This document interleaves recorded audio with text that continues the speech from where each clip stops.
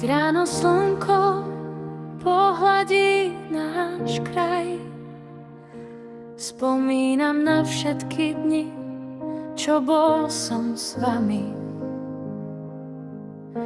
Na ruky, čo ma viedli bližšie k mojim snom, na lásku a dary, čo tu boli vždy so mnou.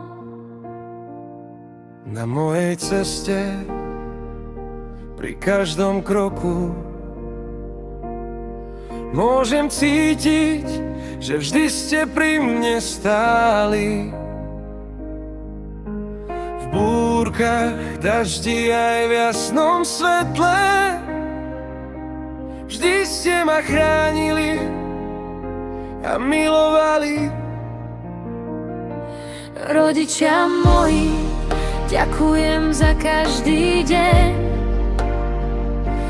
za srdce, čo bije pre mňa, za tichý sen, za modlitby a že naučili ste ma lietať, že domov je láska, ktorú smiem prežívať.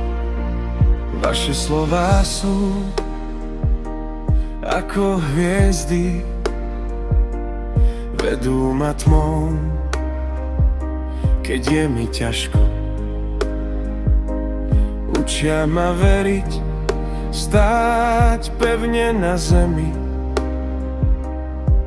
v srdci nosiť dobro a v pokoj veriť. V očiach vašich svetlo mi svieti, ukazuje mi vždy cestu, kam mám ísť. Že domov to nie je len miesto, ale city, na ktoré nikdy nezabudnem. Aj keď sa svet točí rýchlo, nikdy pomalšie, všetko, čo potrebujem, je váš hlas, objatie. V každom smiechu, každom kroku cítiť, že ste pri mne stáli. V búrkach, daždi aj v jasnom svetla, vždy ste ma chránili a milovali. Aj keď sa svet točí rýchlo, nikdy nezastane. Moje prianie je, nech ste navždy pri mne.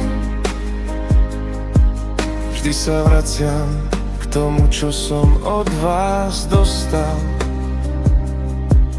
Vaše miesto preto v mojom srdci je. Ďakujem za každý deň, každý úsmev, každý krok. Vaša láska je dar, čo tu na veky mám. V mojom srdci zostane to, že nikdy nie som sám.